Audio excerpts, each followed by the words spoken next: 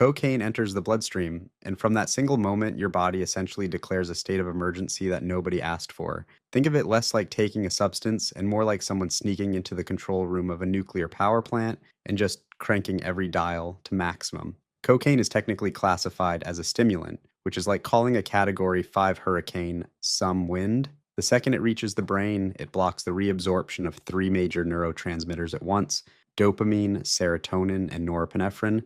These are the chemicals your brain uses to manage mood, pleasure, focus, and the general sense that life is acceptable. Normally, they get released, do their job, and get quietly recycled. A very civilized system that took millions of years of evolution to perfect. Cocaine looks at that system and simply refuses to participate. The chemicals pile up between nerve cells like rush hour traffic with no exits, and the brain receives a signal so overwhelming it has absolutely no framework for processing it. Everything that follows is your body desperately trying to respond to something it was never, ever built to handle. The brain and the dopamine situation. Here's where things get genuinely absurd. Your brain has a reward system, a finely tuned mechanism that releases dopamine when you do something worth repeating. A good meal, a great song, someone laughing at your joke.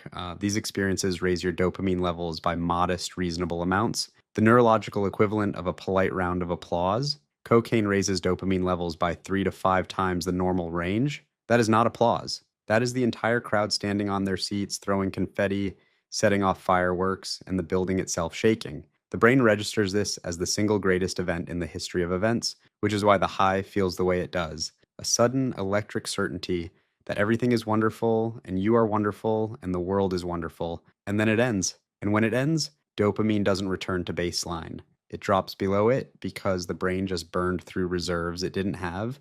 What follows is a flatness so complete it makes normal life feel like a waiting room. With repeated use, the brain actually starts removing its own dopamine receptors, physically restructuring itself to cope, which means over time, cocaine delivers less pleasure, everything else delivers less pleasure, and Tuesday morning feels like the emotional equivalent of a car park.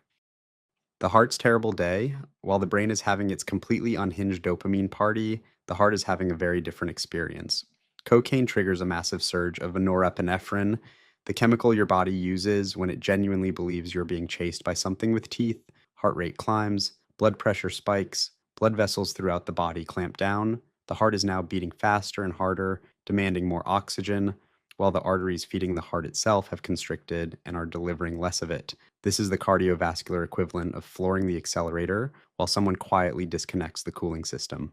It is why cocaine is one of the leading non-age related causes of heart attack in the world, capable of triggering a cardiac event in a perfectly healthy young person with no prior history, no warning, and sometimes no second chance. The coronary arteries can go into spasm, cutting off blood to the heart muscle without any blockage, without any buildup, just a sudden chemically induced shutdown. Emergency doctors in cities globally have developed an almost reflexive habit of testing for cocaine in any young adult who walks in with unexplained chest pain because the pattern is that consistent and that common.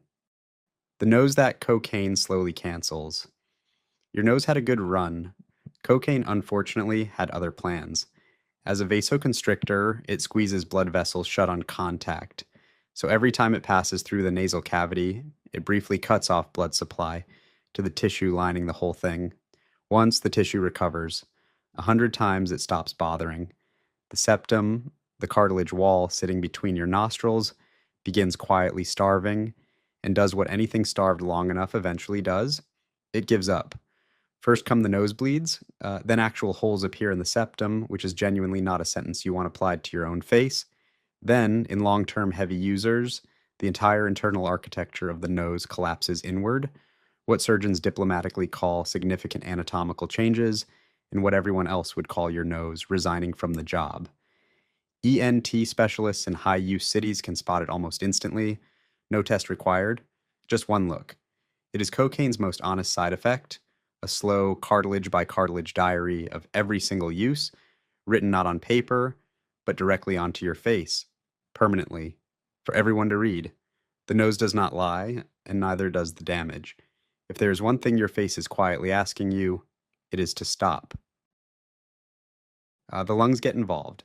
If smoking is the chosen route, crack or freebase, the lungs very quickly discover they have been volunteered for something they want no part of. Human lungs evolved to process air, clean ambient room temperature air. They were not consulted about hot chemical vapor, and they respond to it accordingly.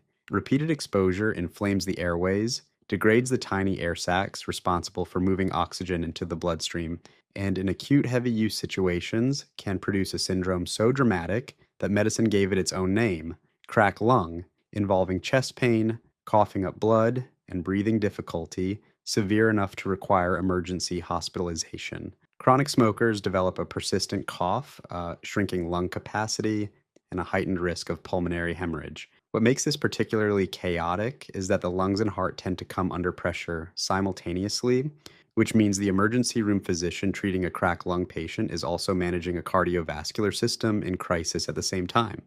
Even people who only snort cocaine are not entirely in the clear. The drug still reaches the lungs through the bloodstream and continues constricting blood vessels throughout the pulmonary system.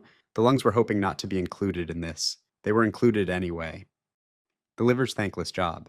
Nobody talks about the liver in cocaine conversations, which is a shame because it is working absolutely flat out and getting zero recognition for it. Every time cocaine enters the body, the liver is tasked with breaking it down into metabolites that can eventually be cleared, a job it performs without complaint under normal circumstances. The problem arrives when cocaine and alcohol show up together, which they frequently do. When the liver encounters both at the same time, it does something chemically remarkable and medically unfortunate. It produces a third compound called coke-ethylene, a byproduct of processing both substances simultaneously. Coke-ethylene is more toxic than cocaine alone, lingers in the body longer, and is harder on the heart than either substance by itself. The person consuming it has no idea this is happening. There's no sensation of a third drug being synthesized in real time. It is entirely invisible, entirely internal, and one of the main reasons the cocaine plus alcohol combination sits at the top of drug related cardiac death statistics with such grim consistency.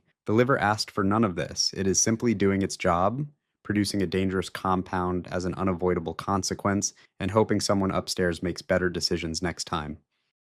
Now, the gut's quiet complaint. The digestive system tends to suffer in silence, which is perhaps why it rarely appears in drug education materials. But the damage cocaine does to the gut is both real and sometimes catastrophic. Vasoconstriction does not spare the intestines.